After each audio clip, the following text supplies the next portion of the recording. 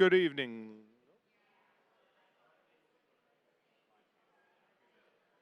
Good evening, ladies and gentlemen. If I could ask you to please find your seats so we can begin this evening's presentation momentarily. Thank you.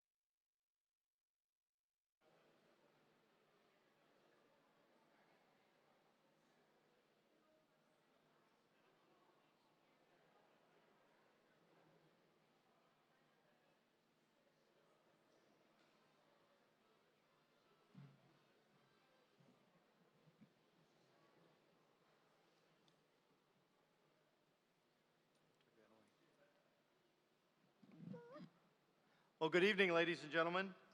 Welcome to the National World War II Museum. My name is Dr. Mike Bell, and I'm the Executive Director of the Institute for the Study of War and Democracy here at the National World War II Museum. It's a great job. It's like winning the lottery.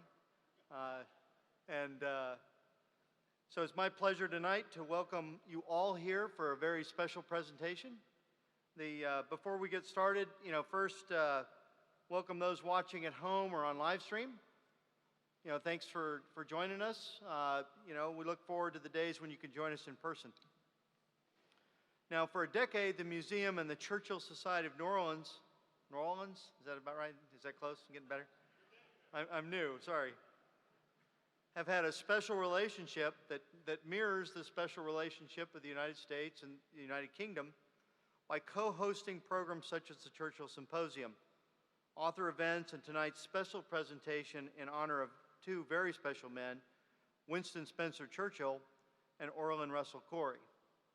Orlin was part of the museum for many years before his passing, performing readings of Winston, often his own Churchill impersonation, for our Lunchbox lecture series, and as a longtime and value-added volunteer.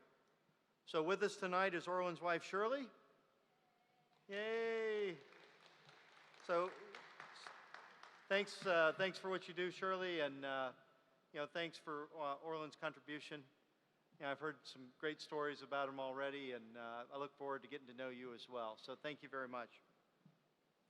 And then hopefully Robert Pretty, one of the museum's trustees, will join us. Perhaps he's in traffic on his way, and his wife Kiki. And we also have Ann Abbott here tonight, and wife of our longtime trustee and past chairman, Herschel Abbott. It's nice to meet you as well, Ann. So thank all of you for being here with us this evening. You certainly honor us here by your presence.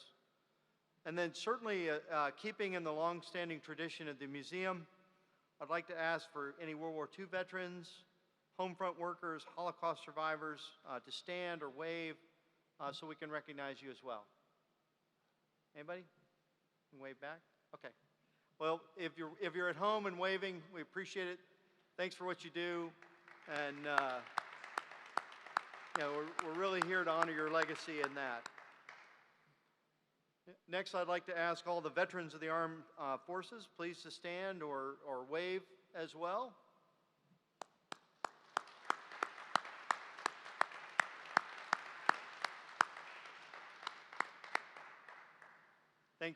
Thank all of you for your service, and thanks to your families for supporting you for that service as well. I know how hard that can be. Now, through the past 10 years, we've worked to bring top scholars to the museum to present on this giant in history, and we've been hand in hand with the Churchill Society of New Orleans.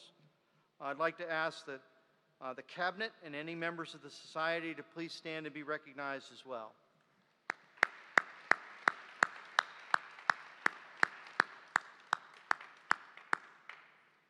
In the cabinet, that sounds pretty serious, doesn't it? That's pretty cool. And then likely I'd like to acknowledge the longtime president of the Churchill Society of New Orleans. As I understand it, semi-officially he's really the prime minister of this, Greg Collins.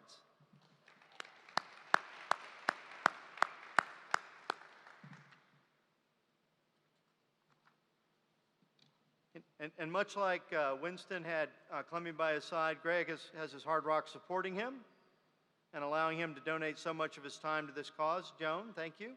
So Joan, thanks for that. I'm going to come sit by you guys here in a second. So it's my pleasure to invite Greg to the stage for his remarks and to introduce tonight's two speakers. And with that, Greg, over to you, please.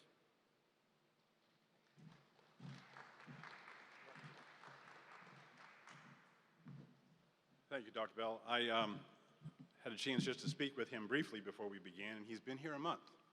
So one of the things I told him was, do not ask for directions by means of north, south, east, or west. You must learn where the river, the lake, Metairie, and the river and downtown are. So he's already experienced that, apparently. It is so wonderful to be here in person tonight before this crowd, to share the experience of learning about what great leadership is all about. Orlin Russell Corey was a great contributor to this museum, and tonight we are here for the Orlin Russell Corey Lecture, which was named in his honor. And we've brought tonight Anthony Tucker Jones and his lovely wife, Amelia. And I assure you, you're going to enjoy his presentation that he and Rob will make tonight. The great Rob Citino, of course, the Samuel Zamuri, will be his interviewer and moderator of the panel discussion. The book, Churchill, Master and Commander, is just a wonderful read. Now, full disclosure, I haven't had a chance to read the whole thing because it's only been put out this year and released worldwide this week in New Orleans, even ahead of the UK. That's pretty good. He's been involved, Anthony has, in a series of events this week, culminating in this last but not least Orlin Russell Corey lecture here at the museum. I think you had a chance to tour the museum today for the first time, and it is their first trip to New Orleans, but I know it won't be your last.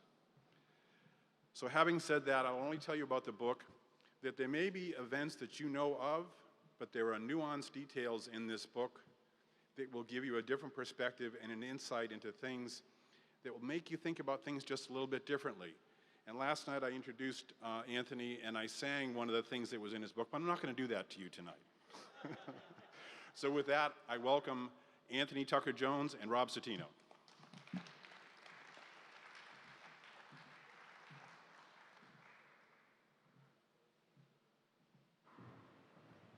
I got to shake their hands.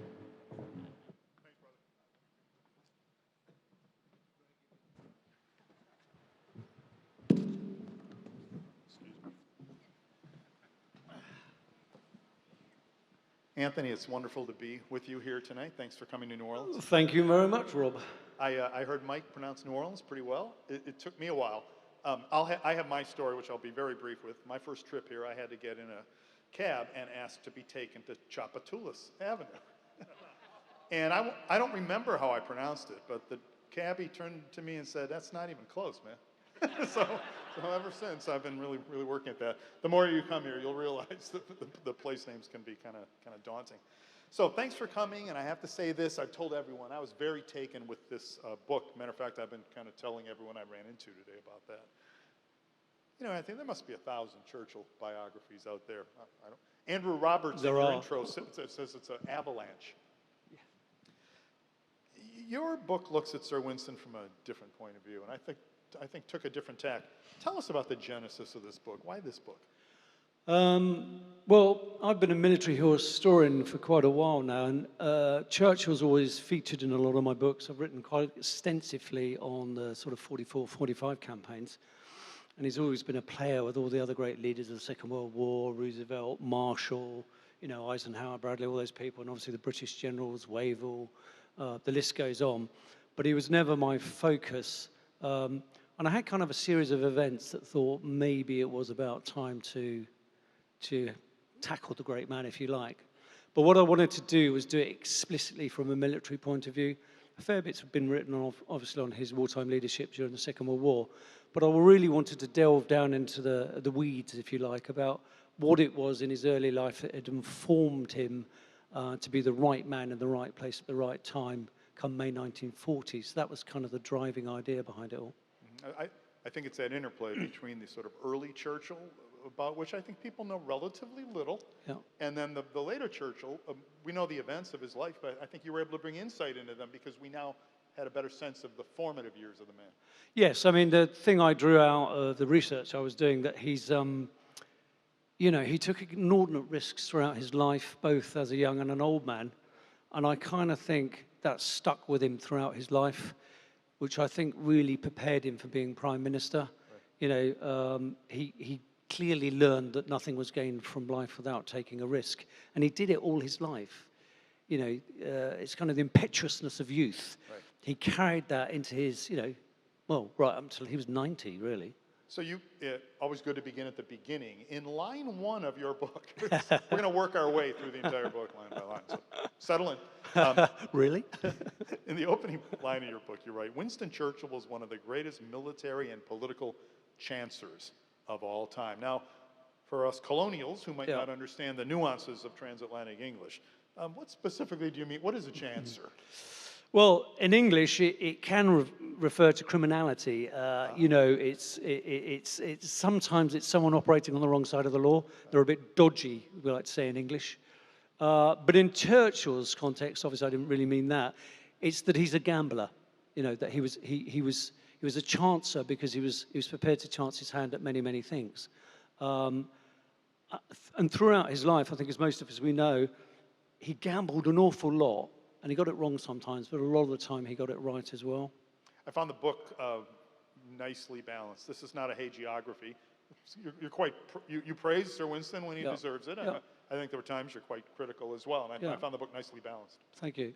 Yes, I mean, I wouldn't have spent 2.5 years with the man on and off if I loathed him. The more you learn about him, the more you respect him. I mean, his achievements are enormous. You know, when you realize of all the things that he did, you know, as a war correspondent, as a soldier, as an author, as a politician, as a bricklayer, you know, all those things he did, playing polo, painting, you know, he had this passion for life. And that's kind of what you respect in him, I think. So while we're on the subject of words, early on in the book you attribute much of Churchill's rise to fame to, and I'm quoting, brazen doorstepping of senior military commanders. Now, I think I may know what this means, but I'm not quite sure. Please explain it to us. What I meant by that was that Churchill was more than prepared to use his contacts because he was a great believer. I'm sure you have this saying as well. It's not what you know, it's who you know. And Churchill was a great believer in that. And later in life, of course, he called in favors from politicians and business people and generals that he knew as he rose up through the political ranks. But in his early life, that simply consisted of him constantly pestering his mother, Lady Randolph, to use her connections to get him postings when he was in the military. Which are her connections are considerable. Yeah, they are considerable. You know, it was through his father's connections in Madrid that he managed to get himself packed off to Cuba. He had no business being there, but they pulled a few strings. And of course, his presence, for example, in Cuba, just after he'd been commissioned, caused some embarrassment to the British government because, of course, he was there whilst he was on leave, in uniform, as a journalist, assigned to the Spanish General Staff, which only could lead the Spanish government to believe he was part of an official British mission, which of course was completely untrue. And what it made it look like to the international community was that Britain was supporting Spain's activities in Cuba, which it was not. But of course that's how the media read it. So he constantly did that. I mean, he made himself, people don't realize, he made himself quite unpopular with his behavior. And also he had a terrible habit of shortcutting the chain of command as well. So you point out many times in this book, Churchill not only participated in war as a young man, you've already mentioned Cuba, he did so often at the risk of his own safety and life, but he also made a living writing about it. So this book is a fascinating, I thought, sort of a interplay between war and journalism, because you have this figure in whom they intersect. So he's in the Sudan, the Boer War, fighting on the northwest frontier of the Raj. How would you rate him? And I mean that in two ways. As a soldier, but maybe more important for our purposes, as a writer. Yeah. To answer the first part of your question, it's difficult to rate him as a soldier because, of course, he wasn't really a soldier for very long. He resigned his commission fairly quickly, particularly after the British War Office gave him an ultimatum, which was you either be a soldier or and stop being a journalist, or you be a journalist and resign because of his behavior. Famously with the Sudan campaign, of course, he wrote the book, on the River War, where he criticized the British commander. And of course, these days, military generals are not really supposed to talk out of turn about government policy, which is what he did. And of course, he was still in uniform at the time. So tell us more about Churchill then as a writer. Is there a style that you would attribute to him? Yeah, I think, well, initially it was very journalistic, obviously, and he became more scholarly as time went on. But the interesting thing with Churchill's writing was, he didn't perform very well at school. And once he was an army officer, he kind of self-educated himself. He got lots of books and he read history and all sorts of things. So he sort of educated himself. But the truth of the matter with his writing, it was simply driven by the fact he had no money. So although he was an aristocrat and the son of a lord, and was descended from John Churchill, 1st Duke of Marlborough, he had no money. And once his father had died, his mother, Jenny Jerome, she spent the family money quite quickly. So he had to find a way of earning money. As an army officer, you didn't earn a great deal. Because the thing that amazed me when I looked into his writing was the absolutely enormous advances that he commanded for his books. By today's standards, they would be in millions. I mean, he'd be up there with, I don't know, John Grisham, Anne Rice, perhaps, those sorts of people, high earners. And Churchill managed to get out of his publishers, partly because, of course, the power of his family name, but partly because, of course, he was a good salesman, and they gave him a lot of money. In terms of the accuracy of his books, well, today we would accuse him of being responsible for, shall we say, artistic license. So certain Where would our careers be? Well, yeah, it's. Someone used to say to me, never let the facts get in the way of a good story. And Churchill indulged in that just a little bit, I'm trying to think which it was. It's probably actually the Malacan Field Force book that he wrote. One of the generals that was actually there when he saw the book, I mean, he accused Churchill of inaccuracies in places. He was quite critical. But of course, these days, we have, the joys of the internet and fact checker, and as soon as you put something wrong on paper, everybody knows. And also, of course, to be fair to Churchill, he was often going by memory, Quite often what he did was he multitasked. So whenever he went off on campaign, he'd get an assignment with a newspaper and he'd write columns for them from the wars that he went on.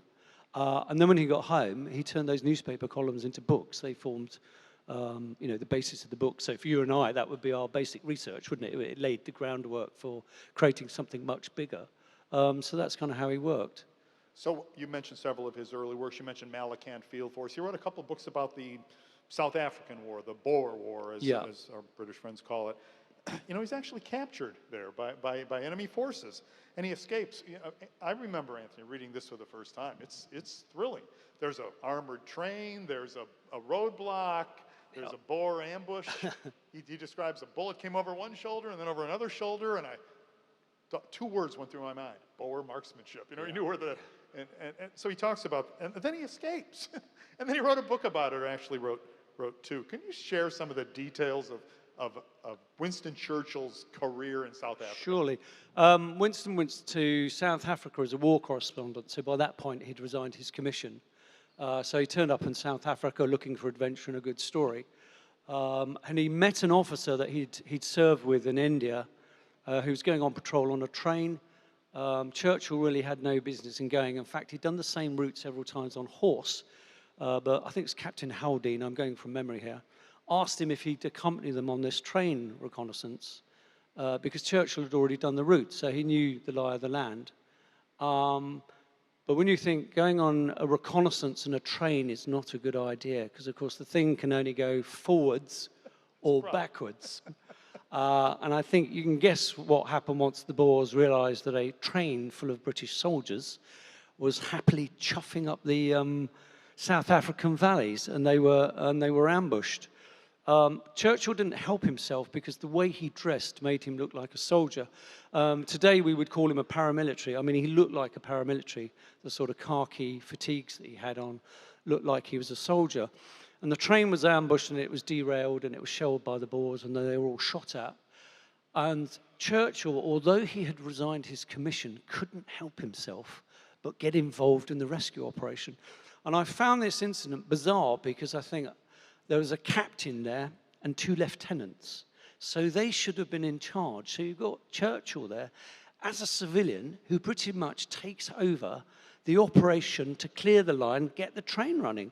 And the captain there basically let him get on with it. I mean, he thought Churchill was a good egg, knew what he was doing. So he let him get on with this rescue operation. But he had no business doing that. The lieutenants, they should have been responsible for that. So there's Churchill under fire with all the Boers, waving his arms around, giving directions while they got boulders off the line and shifted the derailed carriages, ready to get on their way, which they did. I mean, Churchill was inordinately brave and he was under fire all the time, and he helped get the wounded on the train. And the train left with Churchill on board. But some of the soldiers covering the train, they couldn't all get on it, so he got off to go back and help them, and in the process was captured by the Boers. And of course, when they captured him, also he'd been carrying a weapon, which as a war correspondent you shouldn't do. I mean, these days press have, blue helmets on with press all over, so everyone knows that they're non-combatant. Churchill had been carrying his trusty Mauser pistol, which he'd used in Omdurman, but by good fortune, he'd left it on the train. But when the Boers captured him and searched him, they found a clip of ammunition in his pocket, which he claimed he'd picked up. But I mean, that's a fairly spurious excuse. Plus, of course, they'd seen him from the hilltops down on the railway line directing British soldiers. So as far as they were concerned, he was a prisoner of war, which is how they treated him. And he tried to persuade them that he wasn't, and they just wouldn't believe him.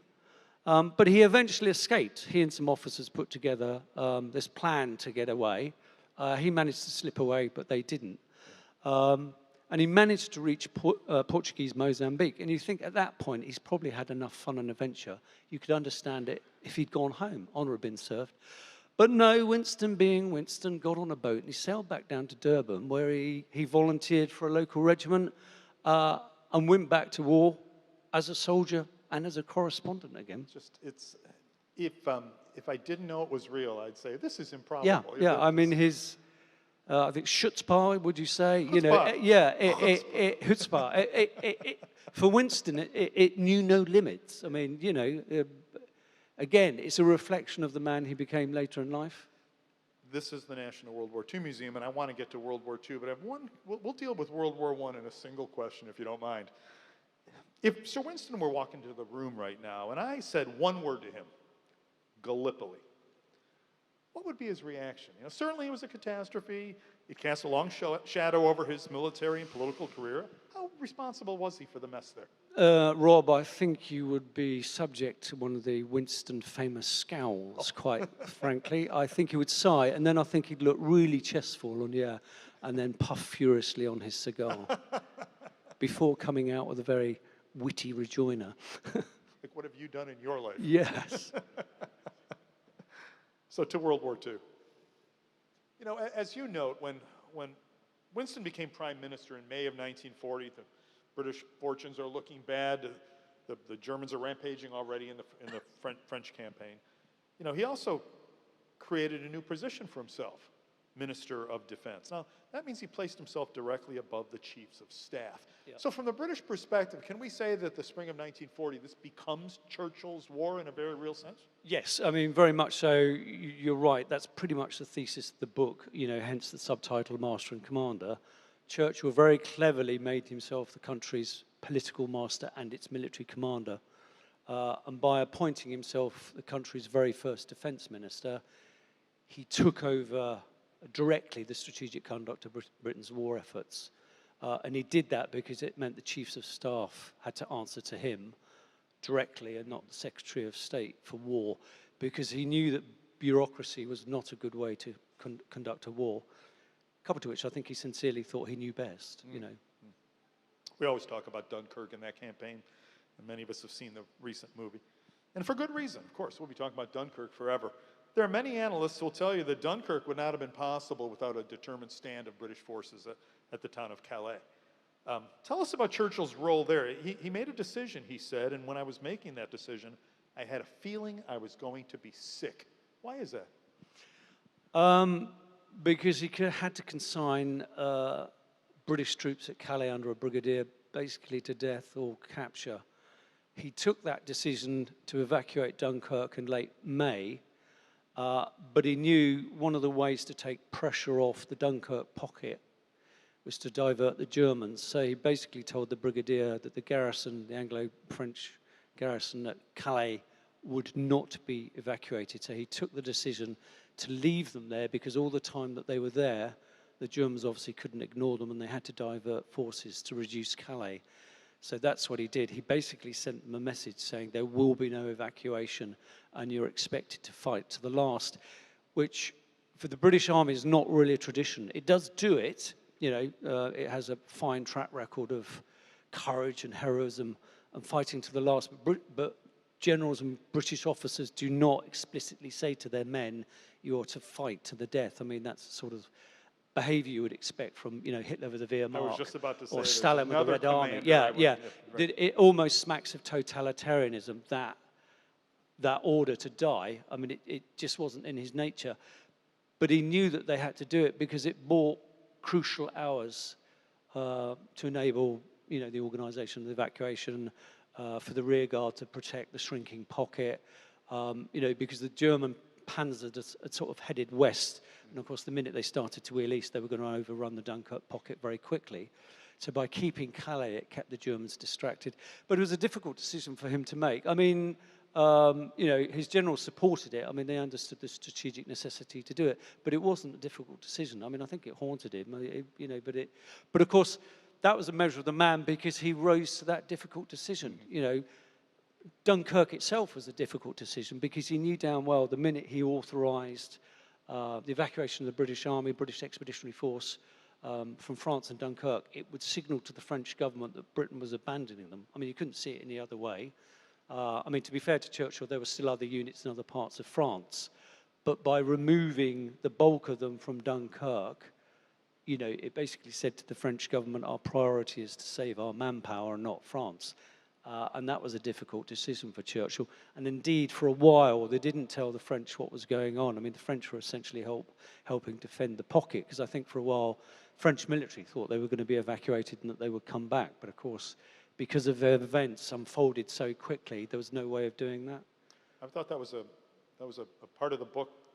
I know that campaign very well. I've been writing about it for my whole life, but I thought that was a part of the book where you really nailed a kind of crucial moment that I don't think has often been given its due. So I was very Well, impressed. I think, not to belabor the Dunkirk campaign too much, but of course, I think it was partly out of guilt, because Churchill was not a heartless man. As we all know, he was quite emotional and was subject to crying quite often. But I think that decision to abandon the French weighed on him quite heavily, and that's one of the reasons that he sent the Navy back, those last few nights to evacuate as many Frenchmen as he could. You can probably remember better than I could, but I mean, the evacuation figure's about, I think, 320,000. But about a third of them were actually French and Belgian soldiers, so the RAF and the Navy, sacrificed ships and lives to rescue them. And of course, when they got back to England, they basically all sailed back to France to carry on the war. But in very short order, of course, France surrendered, and it would have been much better in light of the sacrifice that the evacuation forces had done if they'd stayed in Britain, of course, and had joined de Gaulle, but that didn't happen. Mm-hmm. Couple months fast forward, as we like to say in America. Let's talk about just real quickly the Battle of Britain, if you will. When I think of Winston Churchill and the Battle of Britain, I think of some of the most stirring speeches that anybody has ever made in history. Their finest hour, and the never in the field of human conflict, is just beautiful words. What was Churchill's military contribution to the Battle of Britain? I mean, so apart from that stirring rhetoric, did he make a difference? Was this, could we say, Winston's finest hour? Yes, I think so, because obviously Dunkirk and the Battle of Britain firmly signalled to Hitler and indeed Mussolini that Britain was not going to seek a negotiated settlement out of the war. And by taking that decision, of course, it consigned Britain to fight the Battle of Britain. And also, of course, endure the Blitz. It meant our cities were subject to German bombers. And again, Churchill pretty much knew that was going to happen. But one of the sort of fallacies of the Battle of Britain, which I quite like, is, of course, is that image of a bunch of very brave, very young fighter pilots on their own fending off the Luftwaffe, which is very, very true. But there's actually another element to it, because Churchill took that decision because he was well informed, because Bletchley Park had cracked the Enigma codes, so we were able to read an awful lot of the Luftwaffe's SIGINT, so they knew quite a bit about the Luftwaffe's intentions and where it was going. So he was quite well informed. And the other thing is, of course, with the Battle of Britain, during the late 1930s, the British had been building up RAF Fighter Command, so under Hugh Dowding. And by good fortune, of course, as a lot of you will know, we had the Hurricane fighter and the Spitfire fighter just going into production. So they arrived in the nick of time. And equally crucially, Britain had spent money on something called radio direction finding, which you guys, of course, will know as radar, and subsequently became known as radar. So Britain had this RDF system called a low and high chain, 2 sets of radar. And one of those could pick the Luftwaffe up taking off in France and Norway, so we had advance warning, and likewise could pick them up coming across the Channel. I'm sure most of you have seen the 1960s film Battle of Britain, which I think even today stands the test of time. It is very, very good. But there's a sequence in it that sticks with me when you've got the Royal Observer Corps on the coast, watching the bombers coming overhead and frantically counting them, which, to credit to them, they did do. But of course, the RAF already knew, courtesy of radar, quite how many were coming. There's a particular story that I do in the book when Churchill turned up unannounced at RAF Fighter Command's headquarters, I think it's High Wycombe, I'm going from memory here, to watch the battle. And the Operations Centre commander was a bit worried that there wouldn't be much going on that day and that Churchill would be bored. Whereas actually the reason Churchill was there was because he knew, courtesy of Bletchley, that a big raid was on the way. So he'd come to watch how the RAF actually would conduct itself. And of course, thankfully it conducted itself very well. But on a number of visits when he went there, I mean, even the RAF said to him, regardless of the advantages we've got, they were almost overwhelmed. On at least one occasion, he asked them, what other squadrons have you got in reserve ready to put up? And they basically said, they're all up there, that's it, And then, of course, there was then a panic, because once they run out of fuel, you've got to get them back on the ground, poised to get in the air the minute the Luftwaffe have done exactly the same thing and are on their way back. There's... So he didn't, sorry, Yes. so that was a long-winded answer, Rob, to your question. essentially his contribution was quite significant because he was making decisions that were not off the cuff. He was well informed. You know, there is that kind of view that the Battle of Britain was sort of very much, you know, they winged it. Yes, right. You know, right. no pun intended. But in fact, the RAF and Churchill, you know, they knew what was going on. You describe in wonderful detail, a real rich portion of the book, this new expanded war after late 1941 into 1942, the new global war. You call it a Juggling Act. You know, this is a difficult period for Churchill. It's certain that, you know, the new expanded war began pretty inauspiciously. Just a brief recap: the loss of Prince of Wales and Renown, the fall of Singapore, the loss of Burma, the fall of Tobruk, unrest in India, lest we forget. How does Churchill manage to juggle all that? How does he manage to stay in power overseeing a war effort that seems to be, I don't think I'm exaggerating, careening into catastrophe? Yeah, I mean, it was a complete disaster. As we've just discussed, his stock went up very quickly because of Dunkirk. You know, it gave the country, you know, it boosted the country's morale. The Battle of Britain, although horrible, boosted the country's morale. And then it very quickly came off the rails. It all went wrong, largely through no fault of his own, although he did take certain decisions that made the situation worse. And ultimately, it led to a number of votes of no confidence in him. I mean, he could have been ousted, quite frankly. I mean, as you rightly read out, it's a litany of woe, quite frankly. But he was in a difficult position. He only had, you know, so many resources to go around, and until such point as America entered the war, was in a difficult position. I mean, one of the difficult things he had was, of course, once Russia entered the war, he gave Stalin a pledge to send him equipment, but of course that came at a cost of not sending it to the British Army in the Middle East or the Far East. So that was my sense on the Juggling Act, is that he had finite resources and they could only be stretched so far. So I think some of the best discussion in the book here, as an American, I'm always attuned to this particular angle. It revolves around the question of Britain and the empire. You know, here Winston has a real problem. He knows he needs FDR and U.S. support to win the war. Yeah. But he also knows something about his friend, Franklin Delano Roosevelt, who is no empire man, quite the contrary. You know, at times, as in Burma, it seems like the U.S. and the British are fighting two separate wars, or they're there for different reasons. How does Churchill navigate these troubled waters?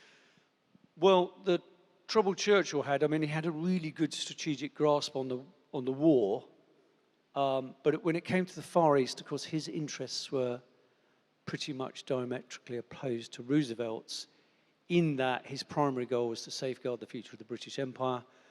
Roosevelt, understandably, his position was, I'm not going to prop up the French or the British empires come the end of the war. And of course, for America, its primary objective was to support the nationalists in China, to safeguard them from Japan, and also, of course, in the same stroke, support the war in the Pacific. So America's strategic interests were quite different to what Churchill wanted, which essentially was the liberation of Burma and Malaya in order to retrieve Singapore, because, of course, that had been a key British naval base in that part of the world during the Second World War. And he knew that the only way really to restore Britain's prestige in the Far East was to liberate Singapore. And that was his goal, whereas, of course, that was not America's.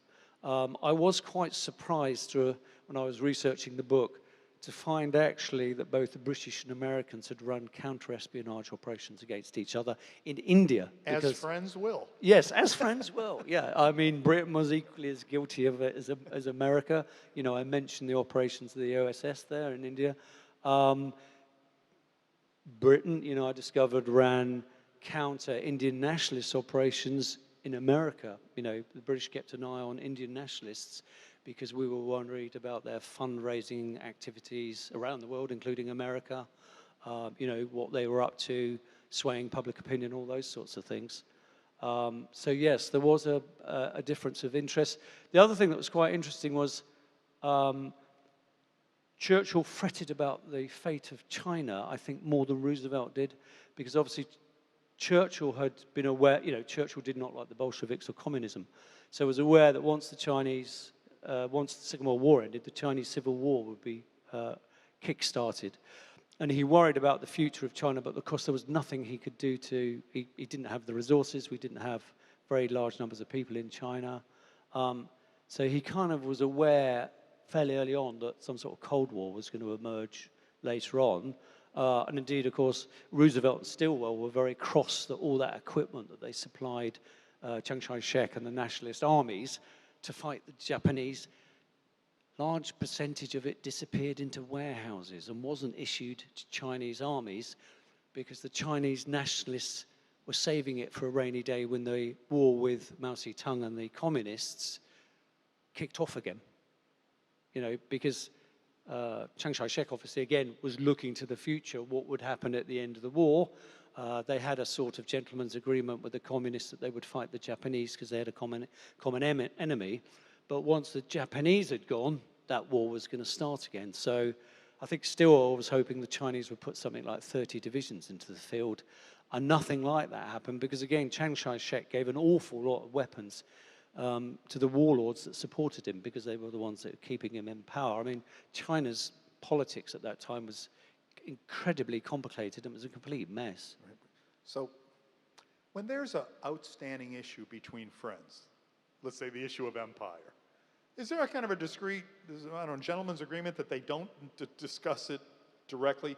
Did Churchill ever sit Roosevelt down and try to explain to him why the British Empire was a good thing for the world or for global stability? Did Roosevelt ever sit Churchill down and say, Winston, it's up? Certainly Roosevelt made it known that he wasn't happy, but of course Chiang Kai-shek wasn't happy either, having the British in India. Yeah.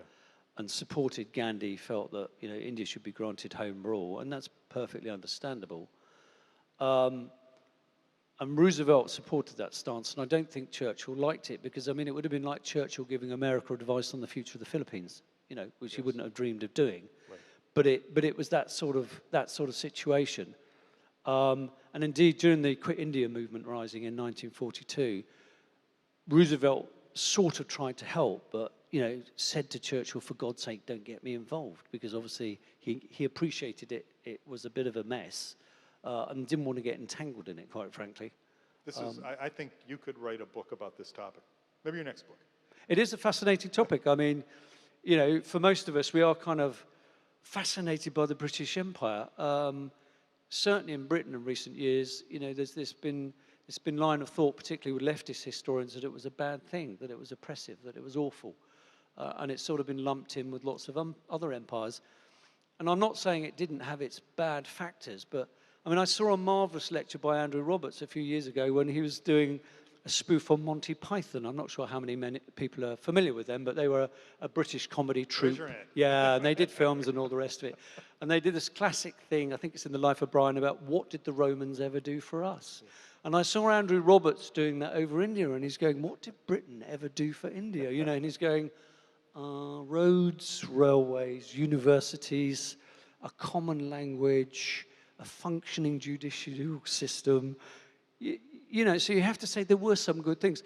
And the thing that struck me when I was researching the book, Churchill was right that the term India was a geographic term. It's like how we would describe Europe. That includes Spain and Germany. And it's only in recent years we've started to think of, the European Union. We've started to think about the possibility of a United States of Europe. But Europe, up until recent times, was a geographic expression. And that's what India was, because, of course, the India that we know today didn't exist before the British turned up. That was a British creation. And when I was writing the book, I found it fascinating that what Gandhi wanted to do was actually preserve what the British had created.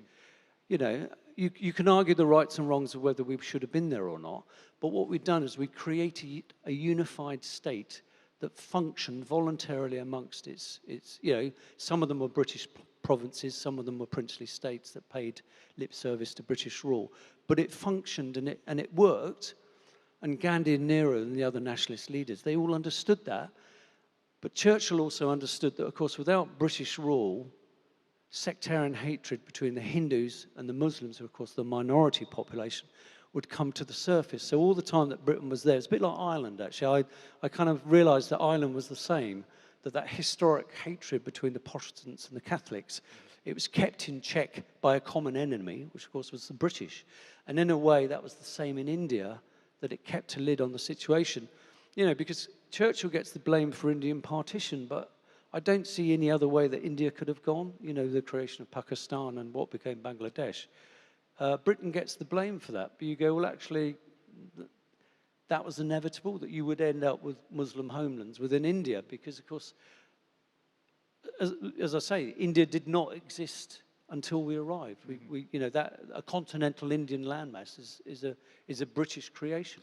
Let me get back to the sort of pure military side for a moment. This museum was founded as a D-Day museum, National D-Day Museum, before it became the National World War II Museum. Churchill gets a lot of bad press, not necessarily here at the museum, I should say that. We love Sir Winston.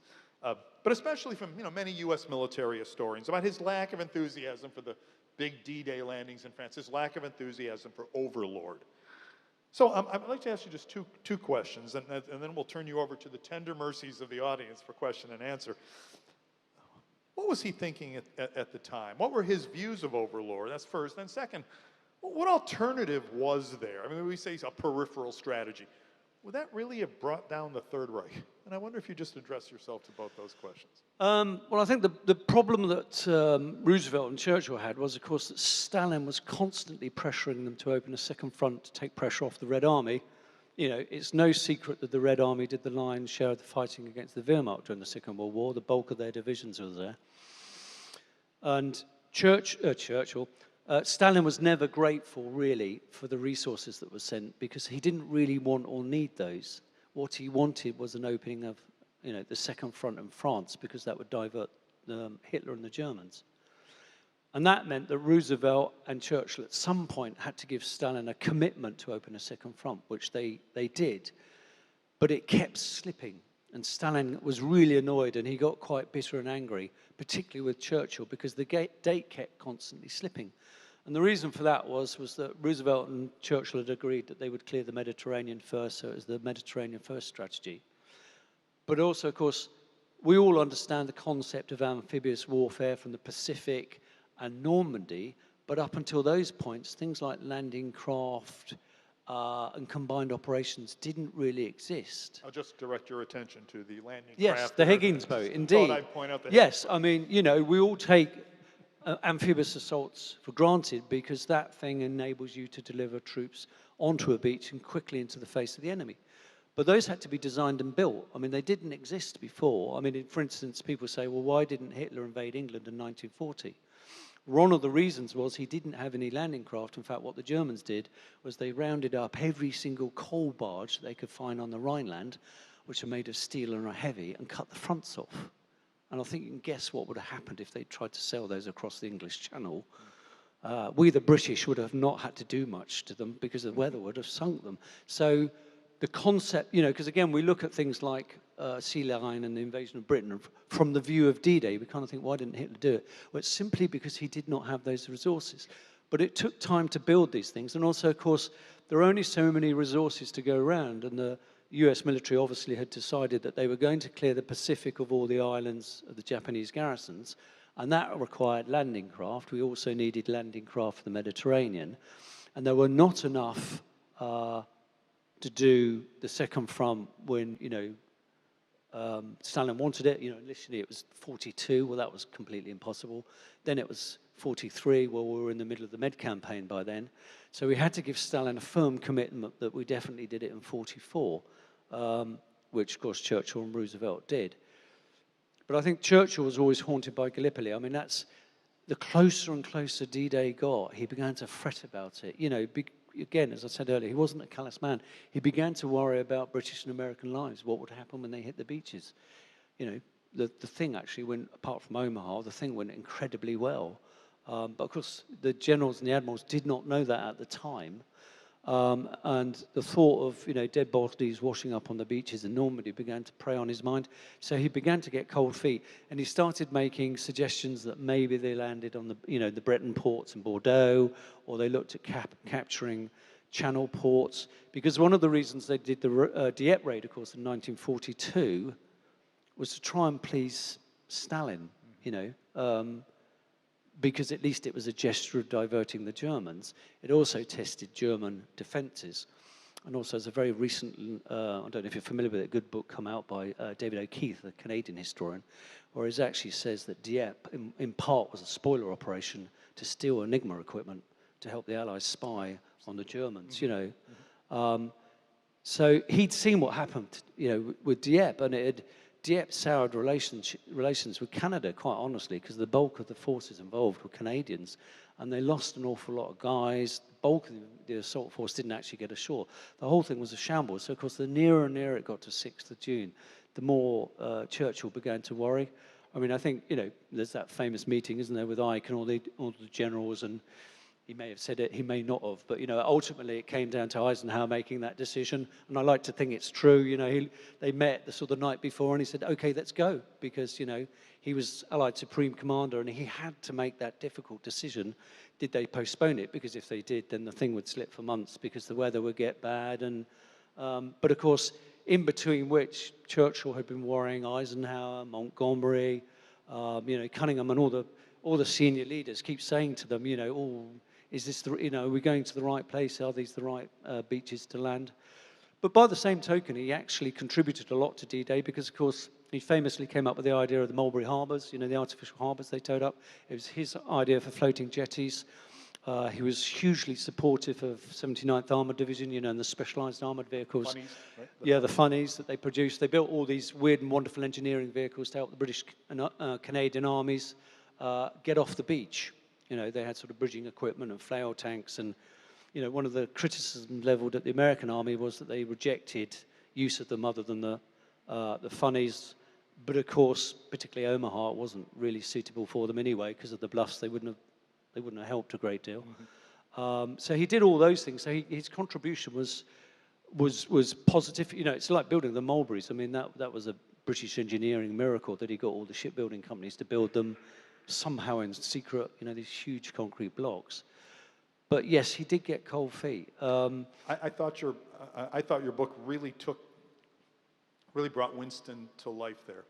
And I thought it wasn't, we often read a caricature of it, but I think you're explaining it right now that as the day got closer, just the feet got a little colder and colder and colder, and you can really follow that as you go through here. I mean, one of the things, again, that really surprised me was because he couldn't affect D-Day, Roosevelt and Churchill had given Stalin an undertaking that there actually would be 2 landings in France. There was a second one, Operation Dragoon, that not many people know about, on the French Riviera. And that was supposed to have been conducted at the same time as D-Day, but there weren't sufficient resources.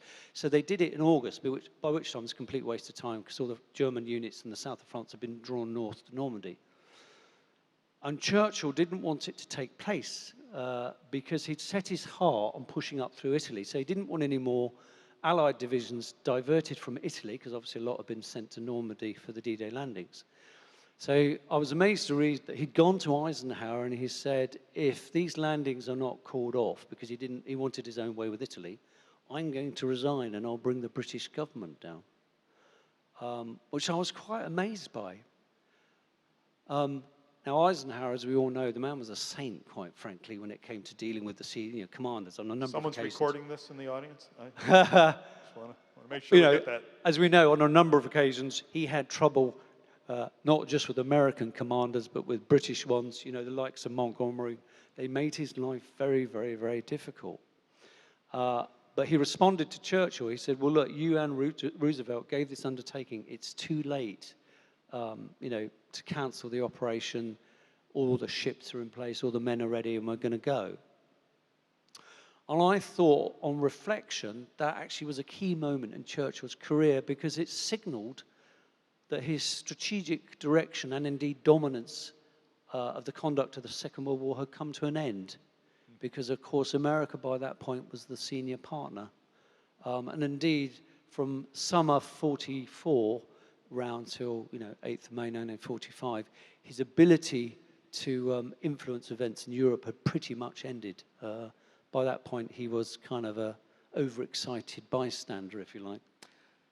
The book is Churchill, Master and Commander, Winston Churchill at War. Anthony Tucker Jones, I recommend this book to everyone in the audience, and it's Q&A time now. Are you ready for that? Yes, thank you. Yes. Thank you, ladies and gentlemen. Thank you, gentlemen. If you have a question in the audience, please raise your hand and I'll bring the microphone to you. We'll start with The Prime Minister the Prime Minister. wishes to be Greg recognized. Powell. Greg's going to give us a hard time. We're in trouble. In the interest of self-promotion, which is of course a Churchillian tradition, Indeed. I would say this cooperation with the National World War II Museum and the Churchill Society of New Orleans has been fabulous, but I would point out that Christopher Tidmore is right there with membership applications for anyone who would like to join our society. Good. But the question I had, and one of the wonderful nuances that you brought out in the book, was Dunkirk was so famous, but the evacuation at Cherbourg shortly thereafter, I believe 143,000 some odd troops. Can you just talk to us about that? Didn't get the fame that Dunkirk did, but it was equally important. Well, yes, I mean, as Rob and I touched on earlier, although the British Army was evacuated from Dunkirk, there were still British forces there. And indeed, in an attempt to convince the French that Britain, was not abandoning them, we still had a number of divisions in other parts of France. And indeed, a division was still shipped across the Channel, even though we were evacuating the BEF, and a Canadian one was supposed to be sent over. But of course, the German advance through France was so swift that they had to be rescued as well. And people don't realize, actually, there were a series of other mini Dunkirks from other French ports. And of course, Churchill got quite good at Dunkirks because we had to conduct those in Greece after, the Germans unceremoniously booted us out of Greece. And then out of Crete? Yeah, another Dunkirk with Crete. I mean, we got really good at it, Any other questions on the floor? Next question is to your left, gentlemen. I have a quick question for you, and I hope I set this up properly. How was Churchill in using and dealing with his intelligence services as compared to, say, someone like Hitler, who was famously not good, and even Stalin, who disregarded intelligence that he received? Yes, you're right. I mean, ironically, Stalin had very good intelligence, but he despised spies. I mean, he just thought they were traitors. So in the run-up to the German invasion of Russia, I mean, he had really good intelligence, and he simply chose to ignore it. Churchill, of course, he did that classic thing. He made sure that they went to him direct. Again, he insisted on having raw intelligence direct from Bletchley Park, which, in modern times you would frown upon because it means it's not filtered through experts or analysts. It just went straight to him. But it didn't seem to do him any harm. So yes, he ensured that organizations like MI5 and MI6, which in fact he'd nurtured, in its early days, had direct access to him. And in fact, he appointed a liaison officer who was sort of his point man with them, which the intelligence services did not like a great deal. In fact, they circumvented him, and didn't give the intelligence to the liaison officer. They just gave it direct to Churchill. So yes, it's the same with the Battle of Britain. He kept his finger very firmly on the pulse by making sure he was informed all the time. That was one of the interesting things, actually, I learned. I've digressed slightly about Patton. That we always have this image of him being this sort of guts and glory and seat of his pants general, that he did everything by instinct. But actually, he had, again, quite often, courtesy of Bletchley Park and Enigma, really good intelligence. So quite often when it looked like, he was doing something rather risky and dangerous, he was doing it because the Bletchley Park liaison officers that were assigned to him had given him really good intelligence. So actually, he's not as much as a gambler as everyone thought, because actually he was being, a clever general. May I take a privilege from the podium here to ask you a question, Anthony?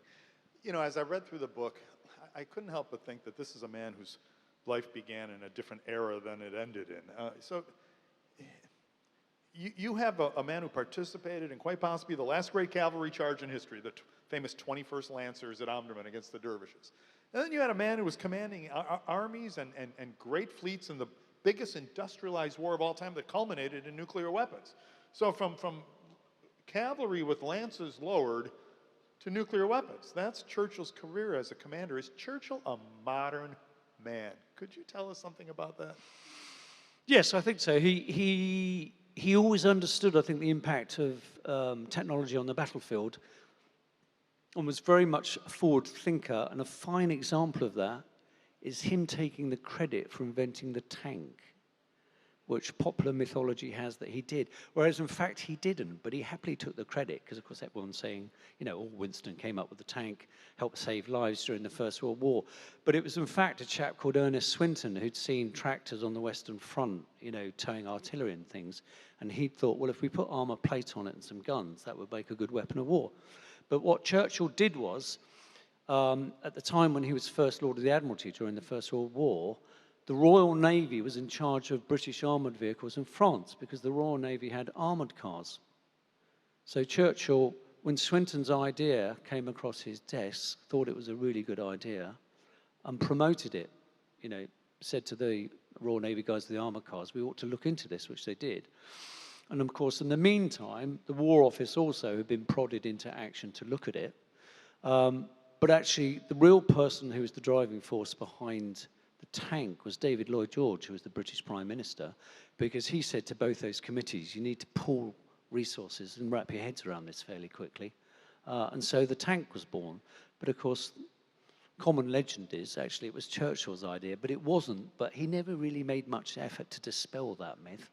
Well, I want to thank you very much for having this conversation with us tonight. Anthony Tucker Jones, Churchill, Master and Commander. Thanks, man. That was, oh, actually, I was just going to shake your hand. But I'll take your mic, too. So thanks to Anthony and to Rob. Engaging discussion. We learned what a chancer is, a brazen doorstepper. You know, wouldn't want to ever be accused of that in our Army career. They've learned some English sayings, haven't they? You know, I always credit Swinton with developing the tank, since I spent most of my young life in one. So, but as Rob stated, it's great to see there's different angles in this. You know, I'll ask you my own questions about Churchill's decision to either intern or attack the French fleet in early July 1940, and whether he had scruples about that, but that's a different story. I look forward to reading this. For those interested, you can buy copies of the book, you know, back yonder. You can purchase them from our retail outlet. Yep, she's waving. Yep, perfect. And Anthony will be there to sign them, so we're told. I'm poised. He's poised. I hope I whetted your appetites. Been doing those exercises? I'm going to say this. I can promise a good read. No, I look forward to it. Now, before we adjourn, I want to invite the stalwarts here back next Tuesday, December 7th. We have a full day of events here commemorating and covering the 80th anniversary of Pearl Harbor. There's a morning ceremony. And then in the afternoon, we've got a conversation with author Rich Frank on his book, Tower of Skulls, about the Pacific War. We've got a panel discussion from our own scholars from the Institute of Study of War. Where are they? Ray? Wait, see, they're back there? They're there. Yay, team. And our focus will be Pearl Harbor, the aftermath for that panel. And then we'll close the day with an evening conversation with author Chris Capozzola on his book, Bound by War, which is about the U.S.-Filipino relationship in the 20th century and the focus on the alliance against Imperial Japan in World War II. So, you know, the other part of the December 7th piece that we usually leave out is what happens in the Philippines as it moves forward pretty quickly. Now, you can find out some more about on the website, but certainly we want to flag that so everybody's ready. And looking forward to that. You know, we're going to have a lot of fun. Thanks to our partners in the Churchill Society of New Orleans. I'll confess, yesterday I was at the Churchill Society in Houston for Churchill's birthday, so that was super fun, but plenty of Churchill this week, and it certainly is well worth it. And then thanks to everybody for coming tonight and being here. It's great to see you. And, you know, one final round of thanks to our guest, Anthony Tucker Jones. Thank you very much. Thank you for having me. And for that, we'll say good night and Godspeed. So thank you very much.